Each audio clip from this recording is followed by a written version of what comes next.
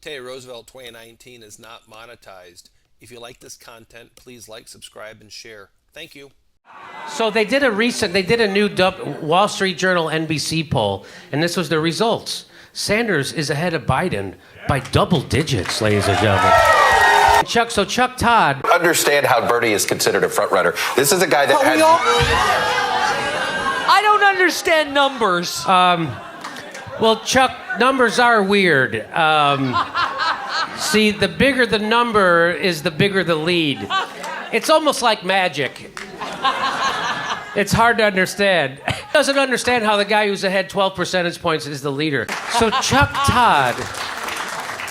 Todd doesn't know how Bernie's the front runner, but his own show tweets out that Bernie is the front runner. Isn't that wild? His own show tweeted that out. So this poll, I want to show you how kick-ass this poll was for Bernie. So the poll displayed 1 point of clarity in the Democratic race. Mr. Sanders holds the lead alone. Bernie Sanders is the definitive front runner. And furthermore, his numbers represent not his ceiling, but his base with room to grow. In the article, it said, Mr. Hart noted that 65% of Democratic primary voters say they are enthusiastic about Mr. Sanders' candidacy.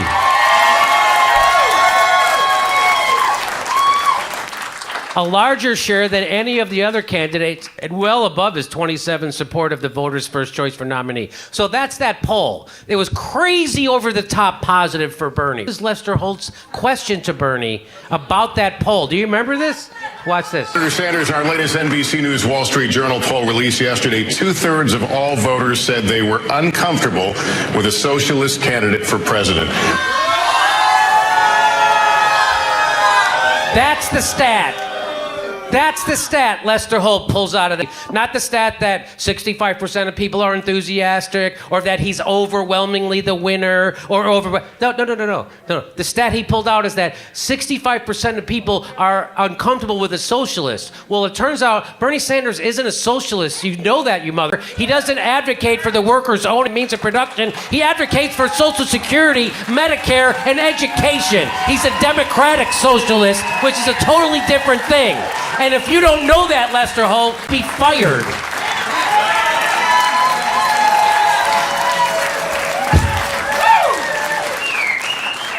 Isn't that an amazing way that that's an amazing framing by Lester Holt. So watch what Bernie says to that. What do you say to those voters, sir? What was the result of that poll?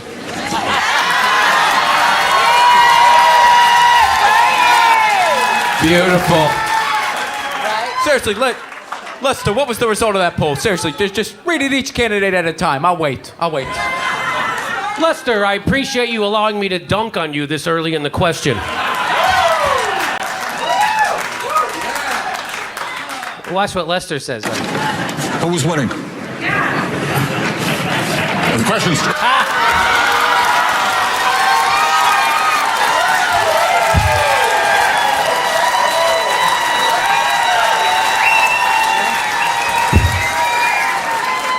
I don't know who was winning. I'm not a reporter. I'm a stenographer.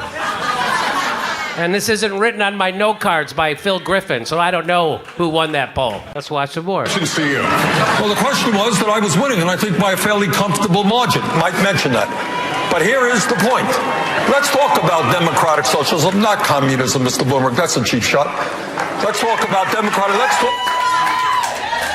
Why does Mike Bloomberg look like he could have been the bad guy in every Disney movie?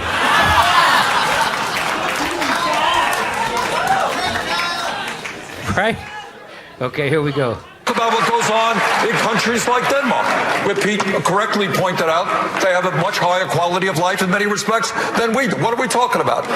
We are living in many ways in a socialist society right now. Problem is, as Dr. Martin Luther King reminded us, we have socialism for the very rich, rugged individualism for the poor.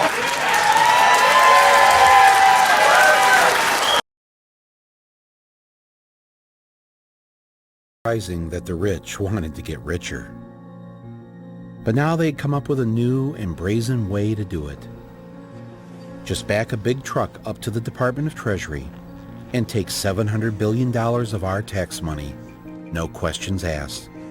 The word that we got was that if we did not act immediately, the economy would collapse. No doubt about it. The leadership of Congress and the Bush administration quickly held a series of private meetings with the titans of Wall Street to figure out just how much money was needed to cover all the bad bets investors had made.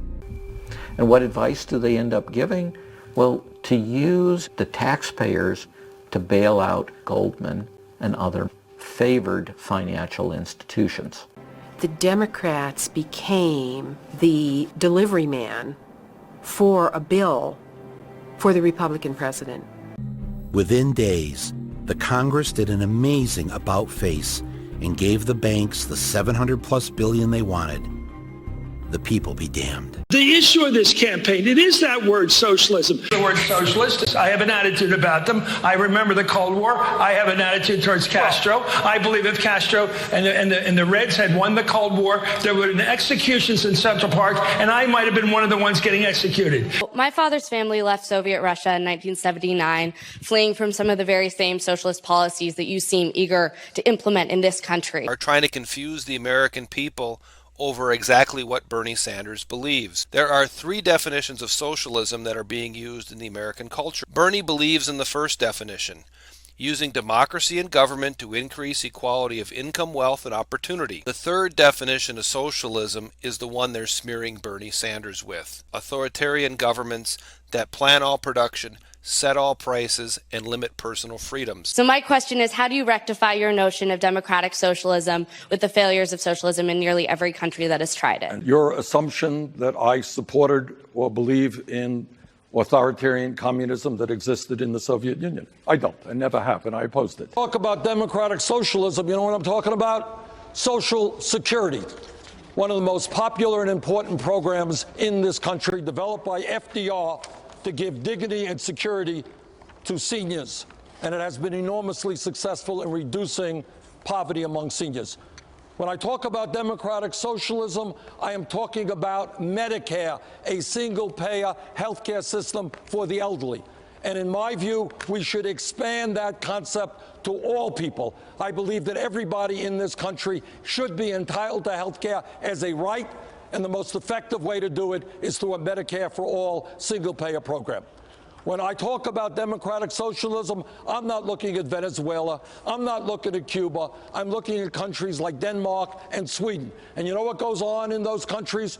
All of the kids who have the ability and desire go to college. And you know how much it costs? It is free. They have child care systems which are outstanding. They have public educational systems which are extremely strong. The retirement benefits for their elderly, much better than they are in the United States. The civil rights movement always was targeted by those that would use the Red Scare. They accused Dr. King of being a communist. Every major leader in the 60s, they tried to call socialists a communist. Whatever you decide to do on Saturday, do not go by those that use the socialist tag to try to separate us from what we need to do for this country. Because we've been down that road before, and we are not that stupid to allow you to tell us who is what. It's time for all of us to be treated fairly. And what he has represented has been fair. I judge people, the Bible says you judge a tree by the fruit it bears. How do I know Bernie Sanders? I know him because we talk. I know him because we communicate. But I know him because I trust Nina Turner and I talk to her.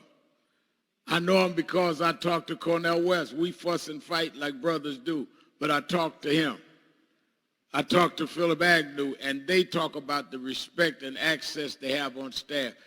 You got to talk to the people that walk with a man to know who a man is. They know how they are when they back at the hotel. Because they can tell me anything, but if you don't empower the blacks around you, you will not empower the black community. So I want us, when you make up your mind this week, if socialism's on your mind, read about what they said about Martin Luther King and others. I am very proud that I am the only candidate in the Democratic primary to have voted against all of Trump's defense budgets. There is something a little bit wrong when we are now spending more money on the military than the next 10 nations combined. And at a time when we have some 500,000 men and women sleeping out on the streets or in emergency shelters, we're now spending close to $750 billion a year on the military. We need a strong defense to protect America, not to make the military-industrial complex huge profits. Because the military-industrial complex is a real thing. Feeding the troops. The Pentagon has found some serious problems with Halliburton's work on that contract as well. Pentagon auditors found that a Halliburton contract to provide food and housing for American troops had a staggering $1.8 billion in unsupported costs. It was all a scam. Halliburton was charging $45 for a six-pack can of Coke or Pepsi that they give us and the military free in the mess hall. Now, these sodas were made right there in the desert. It's not as if they were brought over from the United States. These sodas were made with Arabic wraps, you know, Coca-Cola, Pepsi-Cola, whatever, right there in the desert. So it's not as if they had an exorbitant transportation rate. They had the little mobile units that we had to put our clothes in, like a net duffel bag. Halliburton charged the government $100 for every bag of clothes they washed.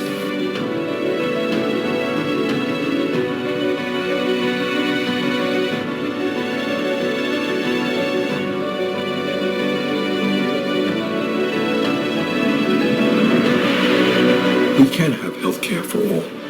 We can raise the minimum wage to a living wage. We can make public colleges and universities tuition-free. And you know what? We can cancel all student debt. We can do that when the American people come together in the fight for justice. And that's the fight that I look forward to leading.